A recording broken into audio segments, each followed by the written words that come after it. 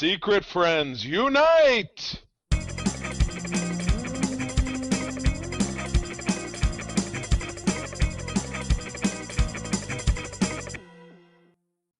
Welcome to the Secret Friends Unite podcast, episode 331.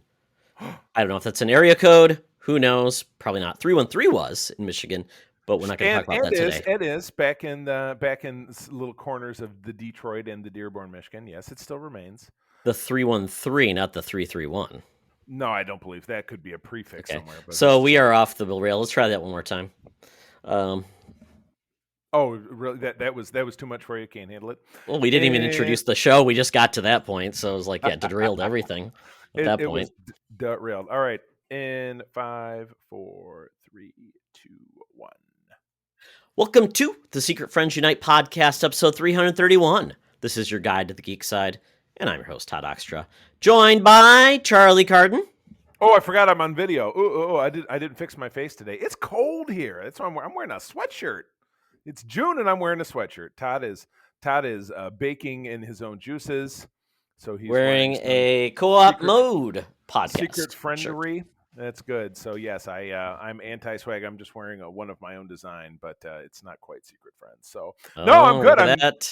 I know. I'm breaking the swag rule. So this is my week. Last week was your week. This week is my week. So just plugging along. Doing the do, Scooby-Doo. So, Secret Friends Unite, it's all about the world of geek and nerd, and just want to let you guys know that we want to say that we just want to tell you right up front, we would love it if you subscribe to our YouTube channel. More details on how you can find us, Secret Friends Unite, looks up on YouTube, but it's going to be easier if we can get 100 subscribers. Then at that point, you can just look up Secret Friends Unite. But if you have any questions, it will be in the notes on our website, all the places to find that on YouTube. Subscribe it. You can see our beautiful faces. It's going to be a lot of fun. I guarantee you more props every episode. So just be prepared for that. More props. All the props. I have a water bottle. I have my phone. I think I have a pen, coffee cup, and then I have my little corner back here. So, but yes, I'll do more. I promise to do more. Yes, more props all the time. And then when you're done on YouTube and seeing our beautiful faces, please subscribe on iTunes and give us a 5-star review. Let us know what we're doing, what you like about the podcast. And if there's anything you want us to do more in the podcast, tell us there, because iTunes loves people telling us that people love our podcast. So enough of that. Something we love are classic comic book issues. Indeed. And we've got issue 331, The Mighty Thor. I loved this. This was clearly, because this came out in May of 1983, clearly the inspiration for the famous, Kevin Costner carrying Whitney Houston in The Bodyguard moment of Lady Sif carrying Thor. She will always love him. Were they ever a thing, or was it just kind of like brother sister? Or you got a vibe in the movies, like she was checking him out or whatever. Yeah, there was never really a heavy. I mean, there was romance, yes, at a time, but obviously his heart was with Jane Foster as he discovered humans down on Asgard, or Midgard, humans, as they would say, or Midgard. Yeah, that's the Ferengi. They call them humans. Midgard, yes. Yes. The Rainbow Bridge is a little bit less esoteric in the comics. It's just going right there. Just whee! I wonder if it's the same Rainbow Road as like the bridge is the same as the Mario track they ride in Mario Kart. It could be. Think so? Nobody knows. Or it's 1/6 of the 1/5 of the yellow brick road that Elton John was following. I don't know. It's crazy. It's crazy to think about things like that. Yes, and you know what? The great thing about this cover is something's going on with Thor. We don't know if he survived or not unless you read the next issue. And then I'm sure then he's fighting like basically the Abomination or maybe Blastar. Ulick the Troll, or wasn't his Eunuch? Wasn't it Ulick? It was Eunice, maybe? Next to his brother Anus. Uranus. Very odd catch, but yeah. So yeah, that's Thor. I get the feeling things probably worked out for him. So moving on from that, as we do, seems like it's time to shift focus. It's time to toss the camera, find a prop over with our favorite hostess with the mostest, our senior news correspondent, Madam Webb. Take it away. Now it's time for Madam Webb's rumors and news. Take it away, boys. Thank you, Madam Webb. Oh my goodness, Madam Webb. Once again, one of the perks of YouTube and having a video podcast now is being able to, show cool things and people and really get invested in our podcast. Well, one of those things is, once again, a preview of what Madam Webb looks like. So once again, another surprise, Madam Webb, and one of your incarnations. There you go. Madam Webb, we love you. And we just want to make sure we are giving back so people can know what you look like. Is that out of your mom's collection of pouting children? I don't even know what it is. I just found it in the corner. So maybe it's going to kill me at the end of this episode. I was going to say, don't know. It's Annabelle. If it just showed up, what's it doing there? I don't know. I would consider it to be somewhat dubious. I don't know. I'm not a fan. But anyway, now that we've done that, embarrassed her, what do we have first? Yes, so we are getting a trailer for, maybe a teaser, for Titan Season 3. This is going to debut on HBO Max August 12th, and it says, in Season 3, circumstances draw our heroes to Gotham City, where they will reunite with old friends and face new threats. The first 3 episodes of Season 3 will premiere on August 12th, with subsequent episodes launching weekly every Thursday through October 21st. So we saw this. Lots of, I guess you would say, overtones of The Killing Joke. Not The Killing Joke. A Lonely Place of Dying. Sorry, where Robin was killed, and that's how we got the Red Hood. It feels like the Joker's involved. That was the Death in the Family, I think. Death in the Family. Sorry, what am I thinking? Lonely Place of Dying is another issue. Yes. So definitely, we're getting tones of that where Jason Todd was killed by the Joker and then resurrected later on as the Red Hood, because obviously we ended with Jason Todd kind of in a bad place at the end of last season. We know we're going to get more with Starfire versus Blackfire, and every season of Titan has only gotten better. So I am really jazzed. I can't wait to see what they do. And Batman's back again in this. So Bruce Wayne is back. I don't know if he'll actually wear the cowl because he hasn't yet on this show. He's still whipping it. Don't you remember he got into a thing with Robin and he was all boop, boop, boop, like I'm going to fight with my thumb or something. Am I missing? Was that a scene from the Presidio with Sean Connery? It could be both. I don't know.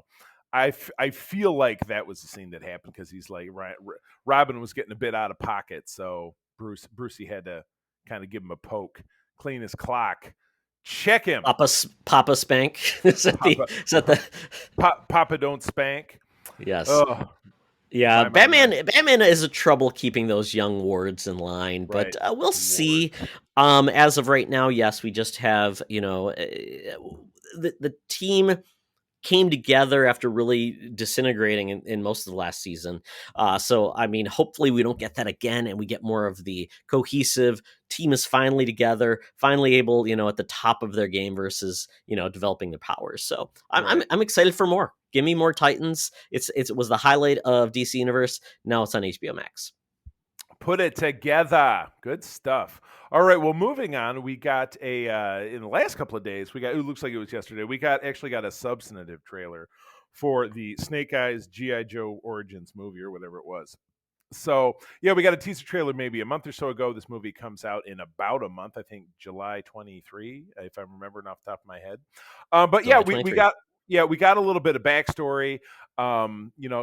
Snake Eyes is he's Asian, he's in Japan, he's got an English accent, so you don't know if that's where he's really from, but he's talking about like blah blah blah, my parents got killed, I call myself Snake Eyes because I always have super bad luck, and yada yada yada. And he's talking to one of the elder ninjas who's going to be the hard master or the soft master, which are characters from Larry Hama's G.I. Joe comic back in the day. No, let's see, even just reading this cast, we have the hard master and the blind master. We don't have the soft master, the soft serve master. But yeah, you're seeing all of your players. Samara Weaving is Scarlet. Again, I don't know what it is about that character being on screen. She's got to have a shitty wig, but she does. You're getting Ursula Colbero is the Baroness. I'm assuming Akiko is the female ninja that we kept seeing, who is kind of a Jinx was the character in the comics and in the cartoons. So I don't know All right. Yeah. why that's swapped out. Wasn't she And then of pink course too? She had like a pink costume. it was red. It was all red, and she had Oh, like okay. she had like a hood that was like woo, that was kind of went up, but not quite like KKK up. It wasn't like a triangle, but it was weird No. looking. But yeah, so yeah, this did flesh things out a little bit. The ninja that he's speaking to makes mention of Cobra, but the only Cobra villain that we have is the Baroness. So don't really know how that's going to play out if they're holding back other things. Yeah, the franchise took a big break after we had a couple of not so great films, and we had one in 2009 and one in 2013. So the hope is that this will be the thing that brings us around so that G.I. Joe will be a thing for a new audience. So I don't know that I'm convinced. I'm not going to know what I'm feeling about it until I'm looking at it. I'm as cautious, if not maybe slightly dialed back cautious as I am about, this Indiana Jones movie that we're going to watch. I don't know, Todd. Help me out here. I'm finding myself somewhat speechless. If you told me this was a Fast and Furious spinoff, I would have believed you with ninjas. Right, with the cars. Yeah, this movie has no identity. It just wants to be stylish action movie number 2. It doesn't have anything that makes me say, this is G.I. Joe. Right. G.I. Joe. Exactly nothing. There's no, you don't see one green set of khakis. You don't see a green helmet. There's no boots. You don't see any big old machine guns. So it's not G.I. Joe. None of that is G.I. Joe to me. G.I. Joe is wacky characters coming together to fight a weird organization. It's over the top. It's not necessarily, in the comics different than the cartoon, obviously, but still, it was disparate identities with weird, outrageous costumes that made no sense. Yeah. When it was a little bit more established, I thought. It was like the Village people had a strike force. I was thinking in my mind more, if this was an Origins movie, it was a prequel, then G.I. Joe was, just looked very like Army, and then it became more ridiculous as time went on. But yeah, you're right. The way that most people think, like, G.I. Joe is the guy in the football jersey, and then the other guy with the green, the flamethrower guy in orange and red, and the laser guy with the green suit. So yeah, I gotcha. Very comic book. The cartoon. More people watch the cartoon that ever even wanted to read the comic book. So the cartoon to many people is what is iconic. The comic book was more serious, written by Nam Vet. We all know that story. And obviously G.I. Joe, the line base came off of like a 12-inch Barbie figure type style, and they reinvented it and, create a cool backstory.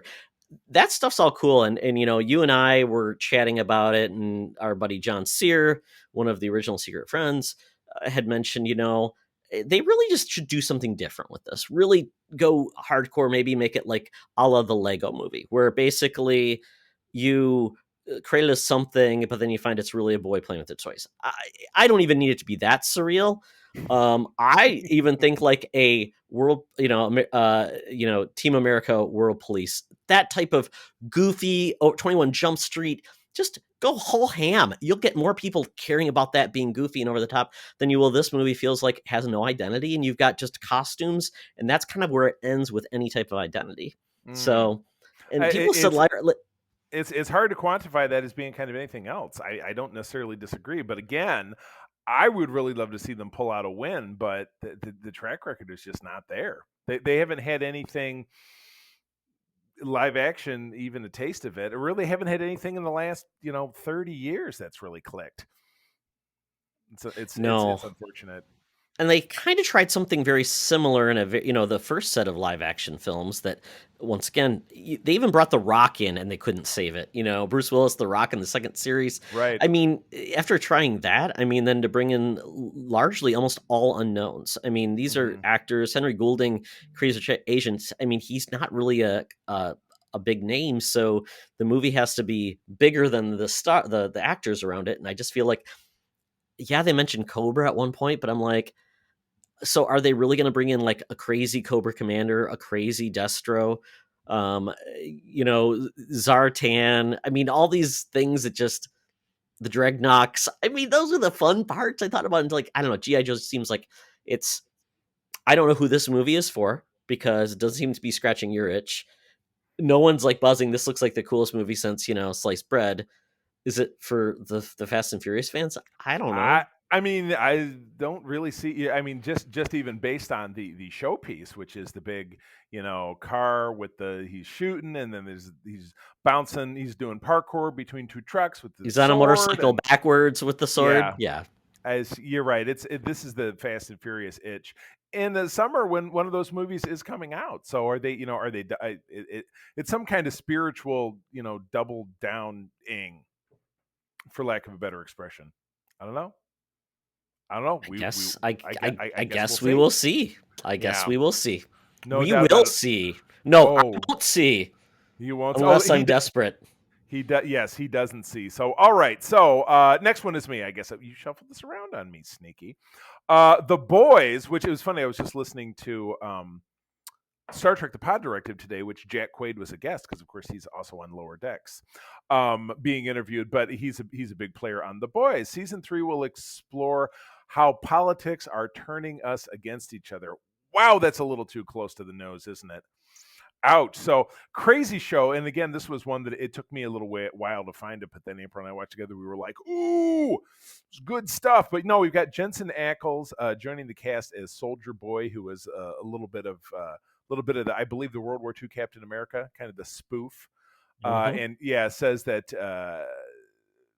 the show's take on the character is to be more grim and ruthless than Homelander. Oh God. What powers is he gonna have that he's gonna be more grim and ruthless than Homelander? That's just terrifying. So, the Boys, they make mention, of course, in this of Stormfront, who is the alt-right neo-Nazi hero backed by Vought, and again, Vought.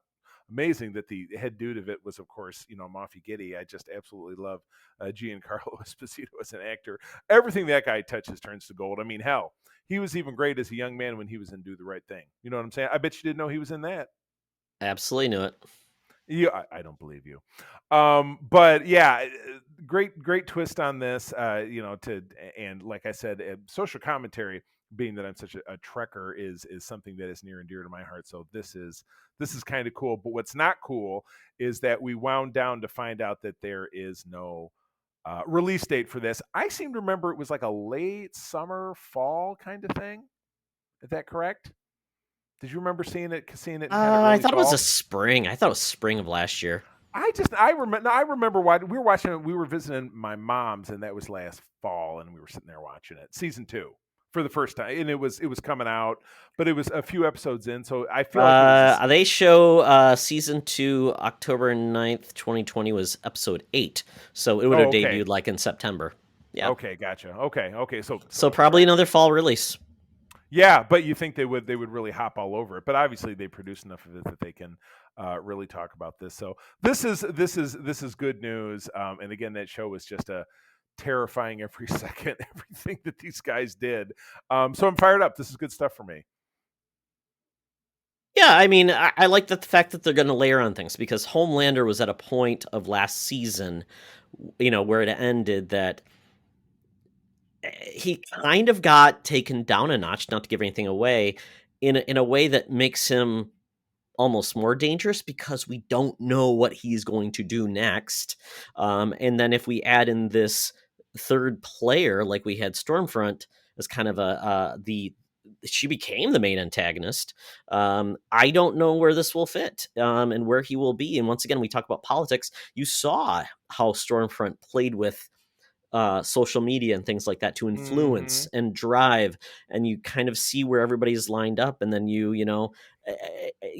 and that's going to be taking things from our headlines and putting them into a show is going to cut close to home. I'm sure people will not be a fan of how certain people are treated and related in a certain way. I remember where I think somebody had a meme of Homelander and kind of like how people see, how Americans think of themselves and how the rest of the world sees us, basically Captain America and Homelander. So in a lot of ways, it's that same situation where he is the all substance or all style, no substance, Right. and he's kind of, like we said, he's unhinged, and we don't know what he's going to do. So, and then bringing in this Captain America like figure, wow, it's going to be interesting. I cannot wait. The show is blowing me away. I think I probably should read more of the comics because they do talk about more of this character, but they treat him differently. So it'll be interesting to see how different it is than what we see on the screen when it comes back. Absolutely. So yes, we will stay hot on the heels of that because we're both really fired up for it. So what else we got? So Transformers 7 is been announced. It's officially titled Rise of the Beasts. We'll introduce the Maximals, Predacons, and Terracons. Transformers has been around forever. It's got a mixed history.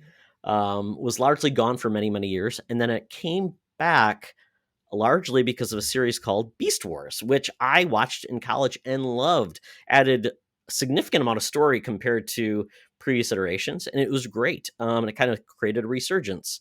Animation doesn't hold up today's, but that's perfectly fine.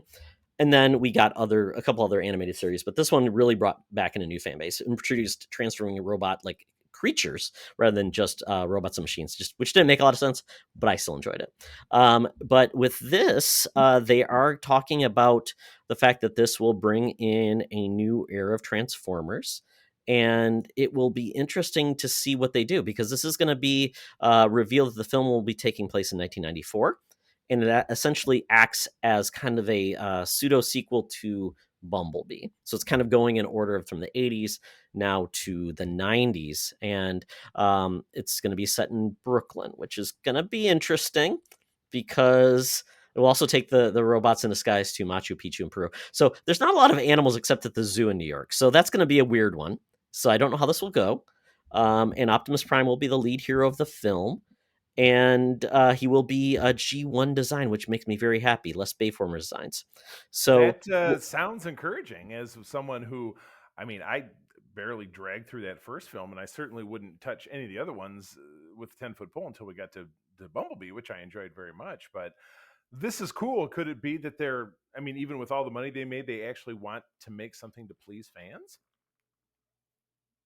I hope so. I mean, that's really kind of why you do it, because I think the everyday person only gives as much about Transformers as if they hear the movie's kind of entertaining. And then they'll go back if they got nothing better to do. But you're only going to keep your fan base engaged if you do things that are closer to the source material and you keep them happy. So maybe this is it.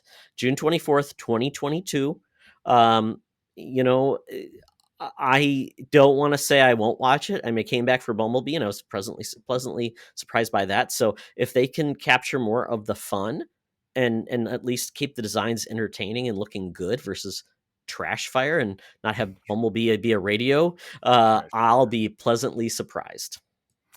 And pleasantly surprised is what they're going for. So yeah, who knows? Maybe Bumblebee was a turning point. I think that was set in 1982 or something. So this is a follow up to that. I mean, this is supposedly is a direct sequel. It's not necessarily a reboot of a reboot or a soft boot or a side boot or kick it with the boot. I don't know. In a way, I think it's a way to reintroduce the Transformers with having that horrible Shia LaBeouf legacy going before, and then they can potentially do something to veer off from that. Maybe there's like a secret infinite gauntlet of power that transforms and creates a separate timeline, maybe. You know what? It's entirely possible. I hope so. I hope so. Would not put it outside of the realm. So that is okay. Stay tuned, folks, and you'll find out when we get our first. Maybe we'll get our first trailer in at the Super Bowl next year. Who knows? Oh, there you go. Oh, because this is a release for next summer, I'm assuming. 2022. Yeah. So, yeah, exactly. All right. Well, it'll be the big and so. All right. Well, taking it home. Things are reopening in this country today. Here in Michigan was our first fully 100% day that everything was open normally. Some businesses are still allowed to request that their patron use masks if they want to. But other than that, as a whole, people are allowed to be out in the open and restaurants at 100%. So that being said, things that we enjoyed in the before time will start to creep back. And here's an example of that. And Todd, this is your scene. Universal Studios Orlando is reintroducing Halloween Horror Nights tickets going on sale this upcoming week. For Horror Nights return and the promise of Horror Nights red-nosed mascot Jack the Clown, and the 30th anniversary of the event, which was originally featuring Beetlejuice, if I'm reading this correctly.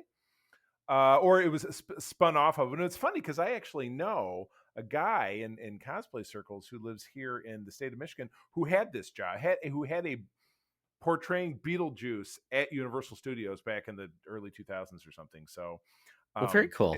It's been interesting to know that. So, but Todd, this is definitely more your deal. I've certainly gone to a haunted house or two in my time. I have a friend who lives around Jackson, Michigan, which is a few hours from here, that she is an actor at one of these, horror walk through the haunt, the fright kind of thing. Is actually in the shell of an old abandoned car dealership.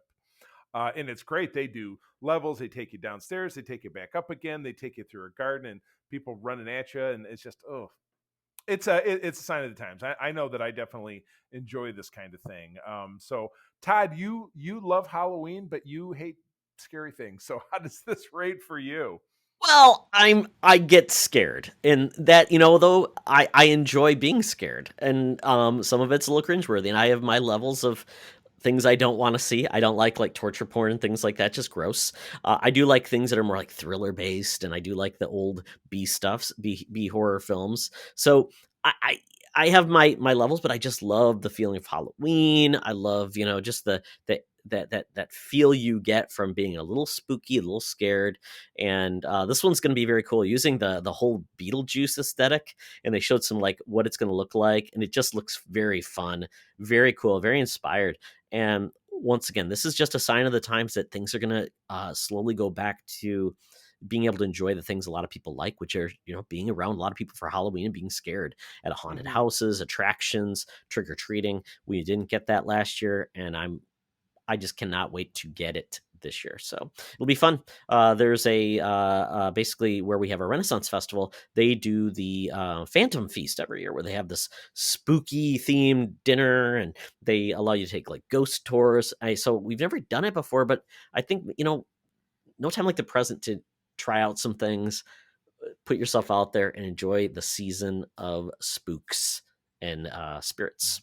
The spooks. So yeah, I hear you. It's and again, thinking about life returning hopefully a little bit better in some ways and the way things used to be. Maybe people will wash their hands more. Maybe hand sanitizer will continue to be a thing, and things won't be as filthy. That would be great. So yeah, that's cool. That is good stuff. So, but that wraps us up and the news for this week. So we better give Madam Webb her little baggie of wood nickels. Then we better ping an Uber and get us on over to the Geek Easy so we can be rapping about what kind of drinks we want and the stuff we're enjoying. So let's go. Talk nerdy to me. Talk nerdy to me. We're sitting in the Geek Easy, drinks are poured, and we are ready to get our nerd on.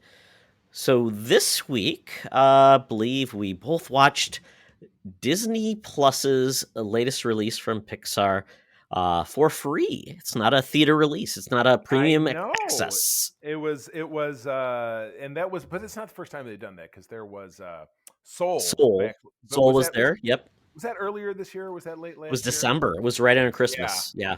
Around the time of Wonder Woman 84. Yeah, very enjoyable. And I think that, back then they didn't have much of a choice because, theaters were not in full swing. But, we've reached the time now when, major releases are coming back again. So what do you think the impetus was behind them releasing it in this fashion? Do they not have enough confidence in it that they thought a direct-to-video thing would be more successful? Or, what do you think? Good question. So just to let you know, Luca is, we'll tell people what the movie's about, but we'll get back to the question.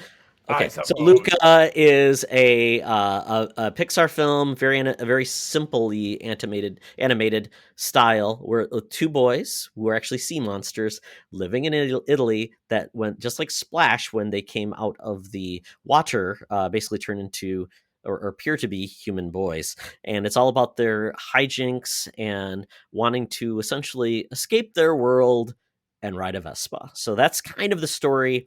And and we'll pause it there, and we'll get back to the point you raised, Charlie, about what is the rationale of putting this movie on Disney Plus and not charge and do those things. From what I understand, Soul did very, very well about getting new subscribers into Disney Plus. Gotcha. So that is the end game for Disney. The They big would grab. rather somebody pay $7 to $8 a month for a year, rather Forever. than maybe see 3 movies a year total. Right. It's all about total dollars and revenue and over time, blah blah blah. Knowing that they'll potentially raise the price, but also they must have done the math and said, you know what, it's worth it to put a little goodwill out there to say, hey, Disney Plus has all this cool premium content. We Mhm. don't put out a lot of new stuff all the time, but when we do put stuff out, it's pretty big. And that's a differentiator between Netflix, which puts out stuff all the time, Mhm. big releases. Some And stuff is and it's not great because I'm well, not a no, fan. it's they put stuff out for everybody. I mean, they put out so much. There's something for everybody. Disney Plus, though, it's very family. Mhm. That's it. That's all you Right. get. They aren't putting out It's adult Disney. stuff, Yeah. a lot of comedies. So I would say, but Disney is willing to spend $150 million on a movie where the budgets just aren't there. Netflix would rather spend a lot of money on many, many things, and Disney spends far less. And it's funny because Netflix will outspend Disney Plus this year on content. Wow. HBO Max will as well. Disney does far less. They have the least amount of like new content than any other service, and that's just the way it is. So they have to shoot big when they shoot. So they are, Mhm. and so, but they also know that Pixar films, people aren't gonna probably go to the theater. So, and what we saw with a lot of these movies where they're on Disney Plus and or HBO Max, and they just don't perform as well. And then the appearance then is, well, that must not have been a good movie if it didn't, do outstanding. Like In the Heights, you enjoyed that movie, but at the box office, it was like, but HBO Max is Right. probably like, because people are seeing it here, and we can charge them $15 a month, and they won't turn it off. So Mhm. that's my thought. Makes sense. Yeah. So you're right. It's more of a long game, and again, it's HBO Max is global, which I mean theaters are as well, but yeah, it's more of a whole thing. Like now I can watch a billion different movies, and I can watch this thing or that thing, or I could throw out my old VHS of Dumbo, or whatever it is, because everything's there. And ostensibly, if it's a Disney property, it'll be there forever. I know we raised a lot of hackles this week, that just yesterday when I posted that story about Disney Plus not planning to do disc releases for any of the MCU TV content shows that they've done. There are some people who are really married to the concept, but things change, times change. Physical media is expensive. It takes up space, and it's part of kind of a dying retail bird. It's a dying swan of retail. So It's it's 10% of the total spend of media, right. and it's declining every year. It's down 86% since 2004. Like discs. Wow. Yeah, I mean that's spend. Right. Yeah, and Disney's like, why would we put it on a disc? We want you to subscribe. We have no impetus to do that because you buy it there. It's a one-time purchase, which Right. we have to get to a store, and by the time the store takes their take, we had to produce it, had to ship it. So when it comes down to it, Disney's probably making $2 or $3 every disc they sell. Mm-hmm. Right. It's just, Yay. people can say whatever they want, but ultimately they're going to be forced out of their old habits, just like people were forced out of their old habits of black and white TV, went to color because you can no longer buy black and white TVs. Eventually they're going to stop selling DVD players or ways to duplicate discs. It's just Well, going to happen. Well, it's funny you should say that because we are doing like the Fast and the Furious watch right now, and the plot line of that first film was that Dom Toretto, who is of course Vin Diesel, his car racing gang, their big score is they're stealing DVD players and digital cameras, and it came out in 2001. So All those how digital cameras people are using these days how and how DVD far players. how far we've come. Absolutely. Yeah. Remember when people bought PlayStation 2s because they were the cheapest way to get a DVD player and they were $300. So No. there you go. That's some context, folks. Yep. Exactly. Yep. And that was probably right around the same time. That was 2001. Yeah. Right around then too. Yeah. So it's times have changed, and buckle up, Buttercup. It's coming. But Luca, Like I said, this is about two young boys.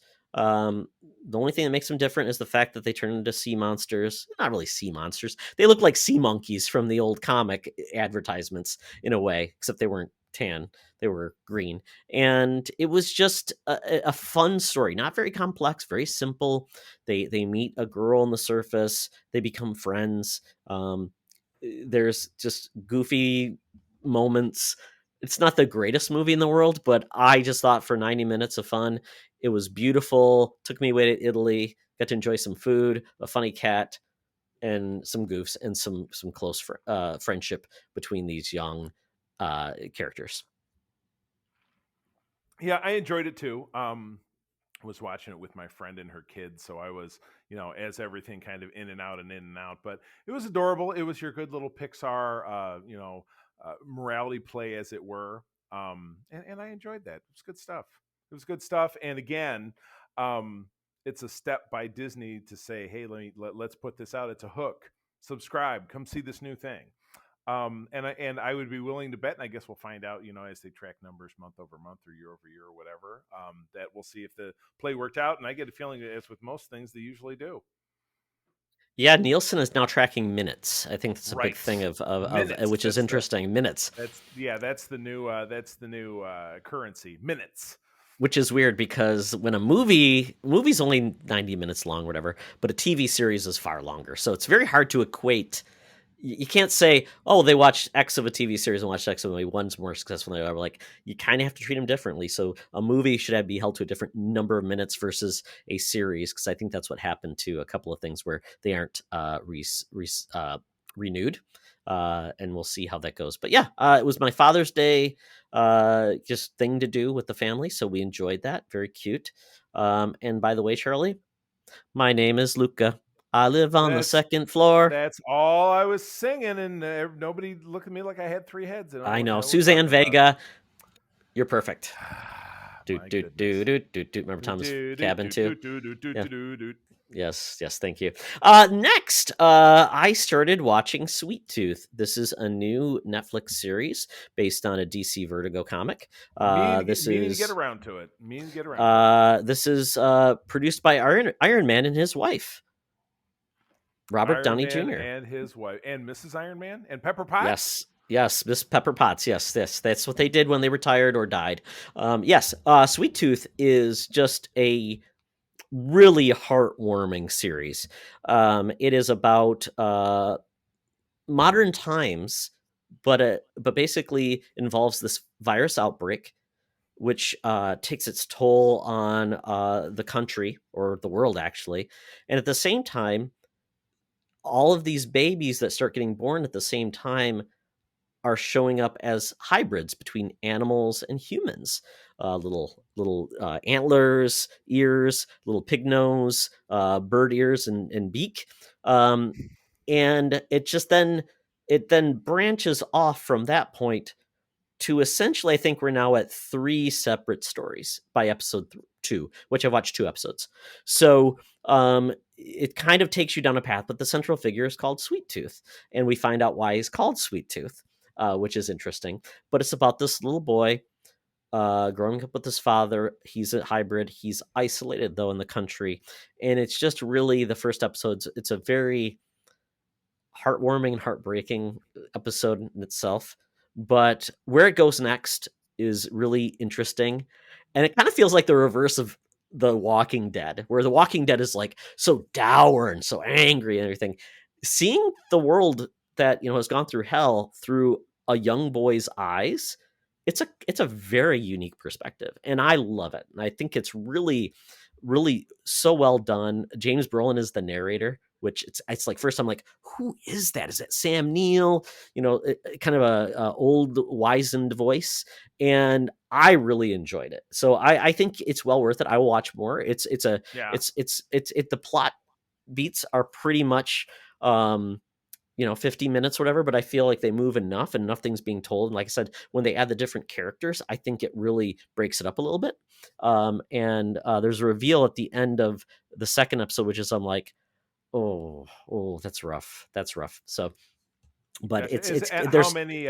Was that a one and done? Did they just drop all those? And there's yeah, it's Netflix, so it's 8 episodes. yeah, It's all there, so it's just okay. definitely well worth a watch, and I really enjoy it. And yeah, it's very very well done. So check Maybe out Sweet maybe Tooth. I'll take a peek. Oh my goodness. Well, speaking of, and we Apple Plus, maybe it was I pushed the button accidentally, or it was one of those when you brought it up on the Roku. It was like, watch this thing. We clicked on it. They have a new show, Physical, which is not that thing you have to go do at the doctor's office every year where you have to drop your pants and bend over and cough, because I don't want to watch a show about that.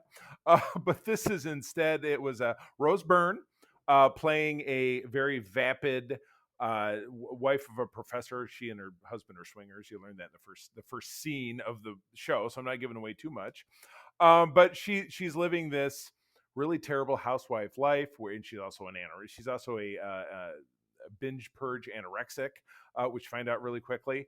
And she finds her way falling into the world of aerobics. It's set in 1981, so it's she's definitely got that look. And there's a framing sequence that the show kicks off in 1986. And then you dial it back 5 years earlier, and then that's when the show starts. But in 1986, she's Jane Fonda. She's got her own show, and she's run out there to do it. But yes, it's bookended by, and I believe this is a weekly show, because I think we saw 2 or 3 episodes, and I think this just dropped. So the Apple Plus people may simply be giving us these first couple. And then it'll be a weekly deal. It's a Friday show, because I know April checked it out. But we were both riveted. We liked that. It had shades of like that show, The Glow, the Glorious Mhm. Ladies Wrestling, or whatever the heck that was on Netflix. And it's reminded me of something else we just watched that was American really, Horror really Story '84, where what's her no. name, Billy Lord was the aerobics. They were all into aerobics and everything. That, yeah, I didn't think of that, but no, I mean a different show.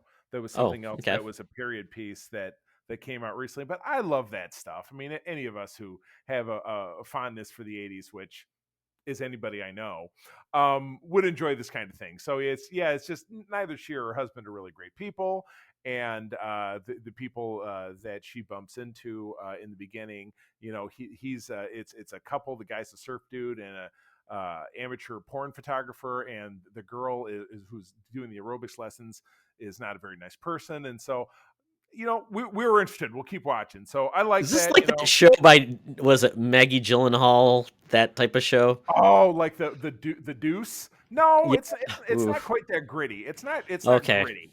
Yeah, it's a very sad commentary on suburban life. The life And of aerobics instructors. the wife of this the life of this sad housewife who is she has a routine every day where she gets up, drops her daughter off at daycare, drops her off and drives away, goes to the bank, gets $50, buys a bunch of fast food, goes to a hotel room, eats it all, and then throws it all up. I mean, it's dark in that fashion, but it's not like the Deuce dark where it's prostitutes in Times Square. So somewhere walking the line in between. Wow, you've not But sold me. I know it's not your kind of scene, and I know you don't like a lot of kind of period stuff, because I know Mad Men wasn't your thing, and I'm I just know you not feeling the hook here. Except it's a slice of life, and doesn't sound like it's a very good life. it's a rotten slice, it's a rotten chunk of the apple. But April and I enjoy that kind of stuff. So, but speaking of stuff that we did not enjoy, and Todd, I'm going to talk about a couple of movies that we discovered streaming that do not fall into the necker of the dumb fun that you enjoy so much. I just have to ask, what the hell is going on with science fiction movies in the last 2 or 3 years? Because we found two, and I think one was on Hulu and the other was maybe on HBO. I just can't keep it straight. One was from 3 years ago, starring Katie Sackhoff. It's called 2036 Object Unknown, which is it's a weird name for a film, but I kind of got the feeling, just judging by the graphics and stuff, that it was a direct to video, where she is she's a NASA scientist. It had to do with a botched mission to Mars. And then in the end of it, it turns out that there's an artificial intelligence that's working against her. And in the end of it, it's got a whole like Matrix vibe. But both April and I was sitting there, and it was like over 2 hours long. We were like, what the hell is going on with this movie? We're not entertained. We're totally lost. And in the end of it, it just didn't make any sense. on the other end, on the other thing that we watched is a movie called Breach, which came out last year, I believe. Had Bruce Willis. Okay, doesn't mean that Oh it's going to be no, great. I heard that movie looks Yeah, horrible, Charlie. That's a direct to yeah. video. Yeah. Didn't mean that it was going to be good or bad, but yeah, Bruce Willis was the name, and it had a lot of it's that guy in it. I think actress Rachel Nichols was in it. She was one of she was Scarlet in the GI Joe movie. So there you go. There was the other person that I knew, and maybe a handful of one of the guys who was on the Strike Force team and Captain America: Winter Soldier was in there. Not not the Purge guy, the other guy. And yeah, it was terrible. It was, the Earth is being evacuated, and people were getting out in the lottery, and they had to travel so many light years to a new planet that's New Earth, because Earth was it was a plague, or it was a poison, or it was a something, and so people had to escape. And there were some people on this escape ship that they were janitorial staff. All the rest of everybody else was in cryo freeze, including the admiral, who was the guy who ran the ship, was in cryo freeze. So I'm like, well, then who the hell is in charge if the admiral's in there? But anyway, they're leaving Earth to escape this plague, but the plague's on the ship. And what the plague does is that it liquefies people's organs on the inside and turns them into zombies, but they're fast zombies, and they spit black stuff at you, and they have a forked tongue. And it's just a running firefight for Bruce Willis, and our cast of, lovable janitors and a doctor to survive long enough to land on New Earth. And it was terrible. So what's going on with science fiction? What's a great science fiction movie I'm missing in the last 3 years that I should watch instead of one of these? This is a Twitter question. This is what I'd like to know. Charlie, I would like has somebody a 20%. Charlie has a 20% Rotten Tomatoes. Dude, check your Metacritic or Rotten Tomatoes before you watch, man. Or watch a trailer and go, "This looks like crap. I'm not watching it." We're going to start to have to, and then we watch some other movie that we actually liked that was Amazon Prime's even worse. Amazon Prime, you search there for movies, half of them are piles of garbage that are just put there for they're just lining them up. It's the gum in the store in the checkout aisle of the grocery store. So yeah, we're just gonna have to quit taking it on like, oh well, I haven't heard of this, and so is in it. No, there's a reason you haven't heard of it. Check out the top 50 sci-fi films of 2021. Just look at those lists and then check it from Metacritic. Do a pulse. Your time is more valuable than watching crap. There's so much good stuff out there. Yeah, this isn't like when you only had like 12 movies that came out to the video store. There are thousands of movies. I spent my $3 on renting this VHS tape. Oh yeah. Oh yeah, it's totally rough. So yeah, that was tough. So yeah, we're gonna have to refine our strategy. We're gonna do a segment of suggest a movie for Charlie, because at this point the gauging there is pretty I'm starting to really doubt my faith in the entertainment industry. So yes, please help me. I'm at Twitter at the C3. Hit me up and help me find a movie that April and I can watch. I would appreciate it. Perfect. Well, now that we are done binging and purging Charlie's selection, ooh, ouch. It is now time for us to check in with Tina to take us away to the Thunderdome, where the mutants have been vaccinated and we can have a good time. Let's go. Welcome to another edition of Thunderdome! Thank you, Tina. We're sitting in the Thunderdome for a topic or a game to be entertained. And this week, the mutants are going to be pleased, Charlie, because we have a topic. Haven't had one of these in a while, which is kind of fun to do.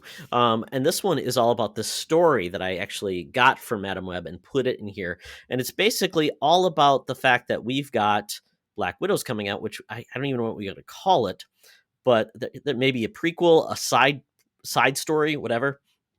And he's saying, basis on Black Widow, that potentially we could get more movies and stories that are in this model, where it's basically when things have wrapped up with this character, we could tell more stories from the past. And my initial reaction was like, ugh, gross. But then I'm like, there might be more here than we suspect. So I don't know. I mean, and basically Feige says, certainly this film and the story is a particular case for Natasha, emphasizing Natasha Romanoff's suitability for your origin story. But the notion of exploring the past, present, and future of the MCU is certainly in the cards for all of our characters.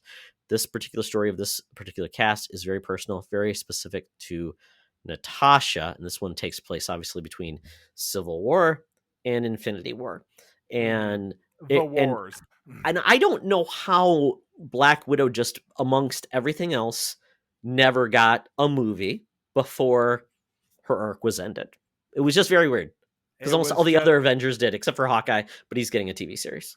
But she's a woman. That was Or the issue. Hulk. Or Hulk. That was- He never really got a yeah. standalone. No, well, he did. Not this He- Hulk. He didn't get another. Yeah, not Yes, not this. but he did show up in just like but Black Widow did Well, show up in the Captain America movies. Right. Hulk showed up in Thor. Yeah. Right, exactly. And there's the She-Hulk film that we're talking about. I've seen his name being attached to that as a cast member, but that could have been fantasy casting. I guess I haven't. Have we heard that? Because I have to go back and look. I feel like I've seen his name attached to that show. I could see it happen though. Yeah. But Yeah. not as a regular cast member, because that would be kind of ridiculous, especially it's supposed to be kind of be a comedy. But regardless, yeah, you're right. It's the much ballyhooed. This should have came out a very long time ago, like maybe not long after her first appearance, but it was before certain barriers were broken, and we had Captain Marvel was the first big Marvel female superhero film that we got. Unless my mind is going backwards, isn't that kind of the way that went? Yeah, she was the first Marvel headliner. I mean, we got Right. obviously Wonder Woman 84, Barbed Wire back in the day with Pam Anderson, so don't forget that one. Well, Yeah. Thanks for pulling that one out. Good deal. Thanks, Stanley, for that great creation. But yeah, Oh, I mean, yeah. yeah, she really did not get an opportunity to stand on her own, but she is now. But the problem is now that her story is essentially now told. We don't know though if this character will get more opportunities to Right, go back to right. the well and do more of these movies. But you then shorten that period of time where the MCU, it's all about moving forward, almost always moving forward, unless it's the beginning of a tale of a character. So Mhm. it would be very hard to then, unless it's like she introduces more characters that show up later, which I feel like this movie is a jumping on point for the White Widow, or where we're calling her. Yeah, maybe and other characters. Florence Pugh, she is going to be in Hawkeye. I have seen her name at the television program, so I have seen her name attached to that. So, yeah, it is a weird move. And you said, oh well, the MCU is about moving forward, but we're watching Loki right now, and that's all about the time variance authority and different things happening and whatever, and time scenes. And we have Doctor Strange in the Multiverse of Madness, and we have Spider-Man Far From Home, and looking at bringing other Spider-Man back, and we know that we're getting Spider-Man characters throughout from the incarnations going all the way back to 2002. So are Marvel films becoming less grounded, and I hate to use the word reality because it's just comic books, are they becoming more grounded in, well, nobody really dies and nothing is really for certain and this thing and that thing? So does this film, and again, Black Widow died, so that Hawkeye could get the Soul Stone, and then we jump back a couple of years. So is this a contrary weird way to approach it, or is this the new MCU way of approaching things that's the way it's going to be? I don't know. You know what I mean? Yeah, I mean, it's a good point. I mean, and the whole point of kind of why I brought this up is like, we've all had characters that we really love and enjoy, but essentially, or the actors who played them, their journey ends. But we might not have gotten our fill of that character, because how long it takes to make a movie or thing. I always said this with Captain America. We love that character, but think about how much time he's had on the screen. And now we've had WandaVision. Wanda, I think, has had more screen time than Captain America ever got, after all those movies things, because essentially he's not on the screen every time. Iron Man, eventually, we only get them every 2 to 3 years, and we only get them for a small period of time. And it's like, but if we had a TV show with a character, we get more adventures and we get more time with them and more stories to tell. And it almost feels like, well, how do you do that? And, if people want to see Chris Evans to come back when maybe he's a little bit rested and ready to revisit the character, well, how do you do that? Well, to drop him in as nothing's changed, and he basically told us, he was happy he lived his life this way. But maybe we say, but by the way, when he was hanging out with Peggy Peggy, in Alt World or whatever. maybe he went off and did adventures, and you Right. could put it in that context. Like Obi-Wan on Tatooine, your favorite Star Wars planet.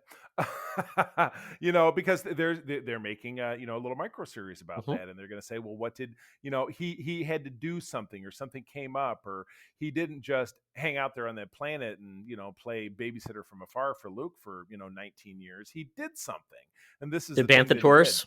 No, Yeah, not just that. no, yeah, Like City Slickers with Banthas. like Bantha. Did he do like Bantha husbandry, where he was breeding them or fighting them or something like that? Made sweaters out of Bantha hair because that's really Ooh. popular in a desert planet. Yes, you can have that nice thick sweater. Well, those Tatooine Yes. nights were kind of chilly, but yeah, that's definitely nightwear. It's off season, off Those sun, off Tatooine double nights sun. reminds me of those summer nights. It's a song Right. ready to be sung. Those Tatooine Nights. nights, tell me more. Okay, we're gonna start now. Houdini. Yeah, Yes. Utani. Oh boy, don't run over the Jawas. So, Yes. yeah, it doesn't really move the ball forward, but you could see from a point that old people love Captain America.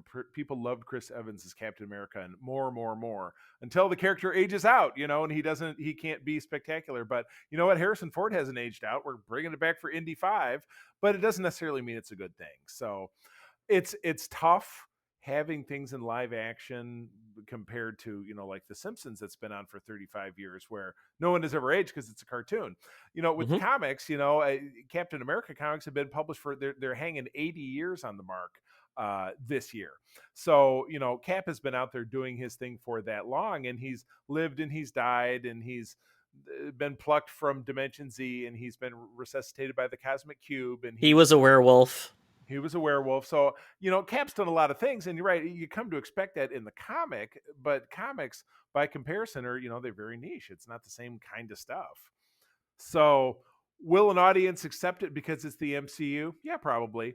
But I'm with you. I mean, I'd love to see things move forward. I mean, I guess we'll really know how the Eternals played out. Oh, that's something I should have talked about in the Geek Easy, is that we did, just to say that we did it, finally watch the Inhumans.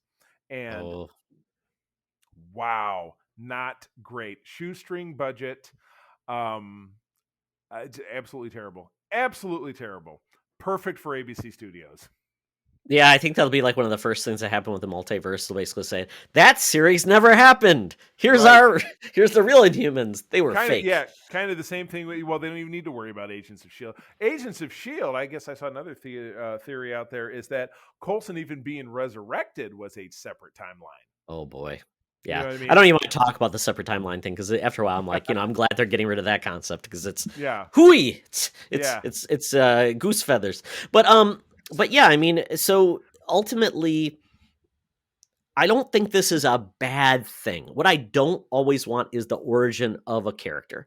I don't need a story to tell me how we learned how to tie his shoes and do all these things. Because ultimately, like Wolverine, it ultimately, some of the mystery is good for a character because it means that you can discover bits of them that you want to take away versus being force fed everything. And it's like, ugh, he's not as cool. Darth Vader's not cooler because I know he was Anakin Skywalker, who had all these quirks I hated about him. That, it's just, to me, that actually diminished the character. It made me feel less interested versus how I came away with at the end of Return of the Jedi, where they connected. It just feels like that did not everything. So giving characters more of that origin piece doesn't always add up. But if there's a character you love and seeing doing more stories in their prime, I'm for that, and doing sidebars, because ultimately that's what we got with Indiana Jones. Indiana Jones doesn't always take place, the movies don't come out in chronological order, but it's about him having more adventures, and it's not about, him. And that's why I'm saying I would love more Indiana Jones adventures, because there's a lot of time we didn't see that character do anything except in other media, which largely nobody watched. Indiana Jones, the Young Indiana Jones Chronicles, I don't remember anything about that, but I don't think anybody ever said, ooh, that ruined Indiana Jones, right? Right, exactly. Yeah, it's just it was just kind of a take it or leave it. It didn't except, well, there was a tiny reference in Crystal Skull to something that happened to the Young Indiana Jones Chronicles, but it was like he told a story about something that was relevant to what was happening in the movie to his then unknown son, to Shia LaBeouf, and then they left it. So it was like, oh, Mhm. that's cool. That's a little Easter egg for somebody who enjoyed that show, but you didn't really have to care because he was talking about something relatively insignificant that happened in his past.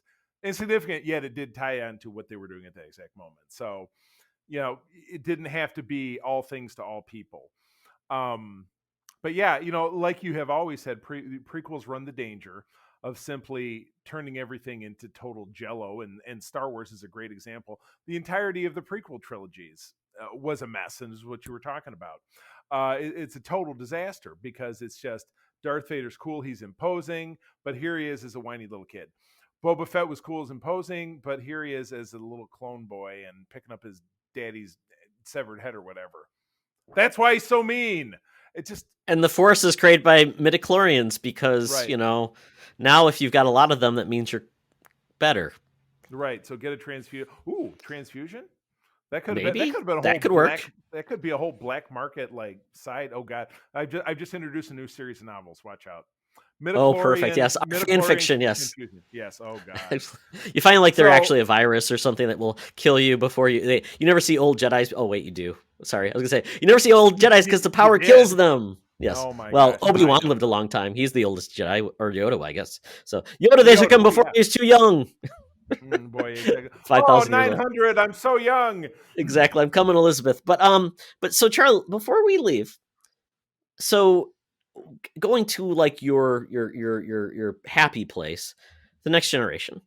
If there was a side story of a character that kind of you feel like their arc ended on the show or something, but you felt like I would have loved to see more with them, who would it be, or what would the concept be? I mean, it's a tough one simply because any side story in TNG or Star Trek in general gets dumped into the non-canonical comics or books. So the untold story of Doesn't have to anymore with now Discovery Plus. They can do anything with anything. It's going to be on Discovery Plus. Oh, sorry, Paramount Plus. Discovery. With Discovery, that kind of tells you they could do anything that they want in a timeline. My favorite choice, and again, it was done in the comics a couple of different ways, but that's not Sure. canonical, so who cares? Would be Will Riker's transporter twin, Tom Riker, which it was from an episode later in the series that the Enterprise returned to a planet that Riker had been on a mission from 8 years later. When they beamed down, they had found out that when Riker beamed out 8 years earlier, the beam got shot backwards. It created a complete duplicate of him. So there were two of him that were essentially the exact same person. And once the duplicate beamed up to the Enterprise, he fell in love with Troy, and it was a whole thing. And at the end, he ends up leaving with her. Troy decides to stay, and not that she's with Riker, but whatever. And he goes off and does his own thing. But his own thing, it turns out he joins the Maquis, if you remember from Voyager and DS9, to fight the Cardassians. Then he gets captured, and instead of being sentenced to death, he goes to a labor camp. And there was even a throwaway line in it because Major Carol was really big in that episode. She says, "Well, come get you, Tom." And then they two of them make out for a second. And then nothing. Like there was that throwaway line and nothing ever happens with Tom Riker. So what did he happen? Did he go to that labor camp? Did he ever did he get released when there was the Dominion War, or did he die, or blah, blah, blah? Well, I would imagine he didn't die. So whatever happened to him? Could he show up and Riker and Troy's doorstep now and be like, "Hey, hello," and all these years later. So I'd love to see what happened to that character. I mean, that's possibly feasible with the way Star Trek is going these days. They could take a it's like a spin-off, a spin-off character like Fraser. Whoever thought Fraser would be the best character to make a spin-off of Cheers? Not that I want any more spin-offs of Cheers, but but same thing there. I mean, he could show up and or you could say he shows up and he has his own mission and does something. So yeah, I mean, it's anything can become a good idea, especially if there's enough there on or somebody has passion for the idea. Why not? Really have fun with it. I agree with you. But as far as the MCU and letting things go, it's just like sequels that nobody asked for. Something coming back after 20, 30 years. It just seems to be an exploration in lack of imagination. Star Wars being the worst example of it right now with the Bad Batch, which we're talking about, saying, well, it's just the Mandalorian all over again, but with a less cute kid. That's that's the line I keep using, and I absolutely believe in it. So. Yeah, it is funny though. I think of the MCU right now. There are so many potential characters they could develop and create and do storylines with that I would hate to see them tie up more time with things that have essentially run their course, because we have the Fantastic Four, the X-Men, and think of how Right. many other characters. We've only gotten a handful announced that are going to have future shows, and there are so many more to get to see on screen. So in a way, I'm like, if it has to happen, do it in maybe that way versus, once again, an origin story.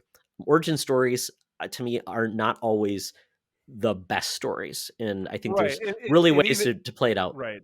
And even in this article, they say, well, we never intended on doing an origin story, but that's exactly what this is going to be. Don't. No, that's exactly Yeah. what I didn't want with her ever. The Red Room. I'm like, we've heard about it so often, and it's Right. perfectly. Do some flashbacks. Flashbacks are a strong storytelling device. They give you enough of the flavor, but they don't make you throw up in your mouth.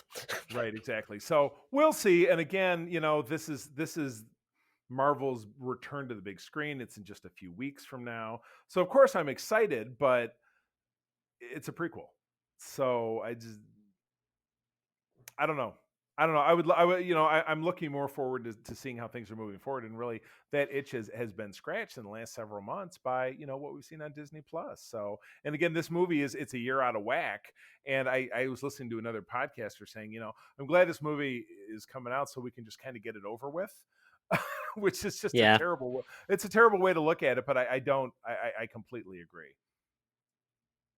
Yeah, and it's going to be like most, MCU movies. It feels like this one will have the least bearing on the future of the MCU, which I said is almost always moving forward. So you watch that teaser to see what's coming up next. So we'll get something, I guarantee it, that will be part of the future, but it's just not going to be the Multiverse of Madness or what is his name? The Ironmonger show up again, maybe. Who knows? Oh yeah. Here's Jeff Bridges. Jeff Bridges. Oh, he's going to sing you a song. Didn't he have a singy song movie or something? Oh, the Fabulous Baker Boys. They're not going to do Absolutely. that. Yeah. The Bridges brothers, exactly. So, well, that's about it. That's a riggedy wrap. So, Todd, am I missing anything?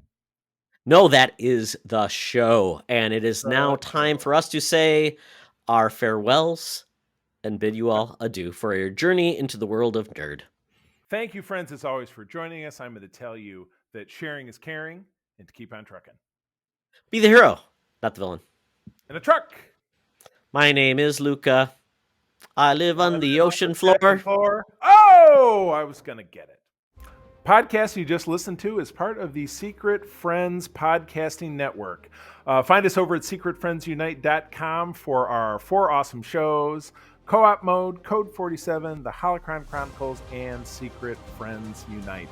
Please rate and subscribe to us on iTunes and also over on our YouTube channel. Find us over on Twitter at SecretFriendsU and find our merch store over at TeePublic.